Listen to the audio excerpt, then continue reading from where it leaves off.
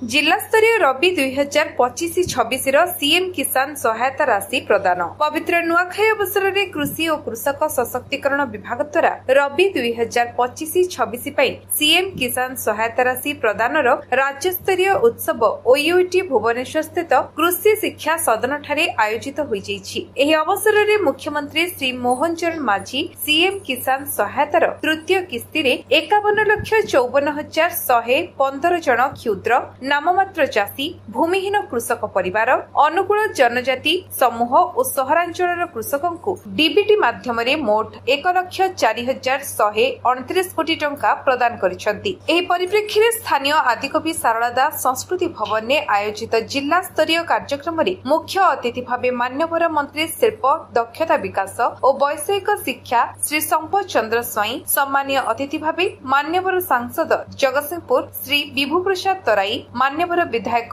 जगतसिंहपुर श्री अमरेंद्र दास, जिला परिषद सभापति श्री मनोज कुमार भोई, उपजिलापाल श्री प्रशांत कुमार तराई, जगतसिंहपुर पौर परिषद अध्यक्षा श्रीमती अर्चना सिंह प्रमुख मंचासीन थिले। जिला मुख्य कृषि अधिकारी श्री विश्वजित पंडा अध्यक्षतार कार्यक्रम आयोजित होता।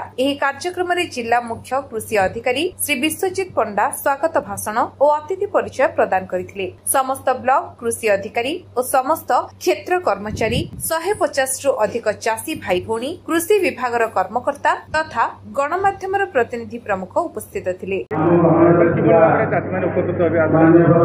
आज समग्र ओडिशार 51 लाख चाषी क्षुद्र और नाममात्र चाषी आज 2000 टंका लेखा किस्ती पाइबे। ये हूँ आम लोकप्रिय मुख्यमंत्री मोहन चरण माझी नुआखाई भेटघाट अवसर में ये चाषी मानक गोटे बड़ उपहार।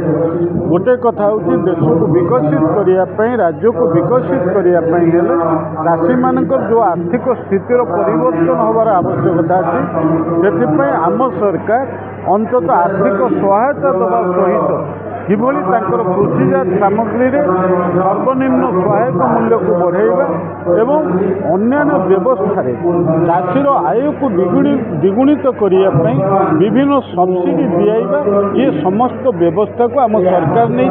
तेणु यही अवसर में आज आमर प्रिय मुख्यमंत्री मोहन चरण माझी द्वारा आज जो तृतीय किस्ती 2000 टंका लेखा दि जाउची एवं ता फल समग्र ओडिशार चाषी भाई भौणी माने खुशी अछंती।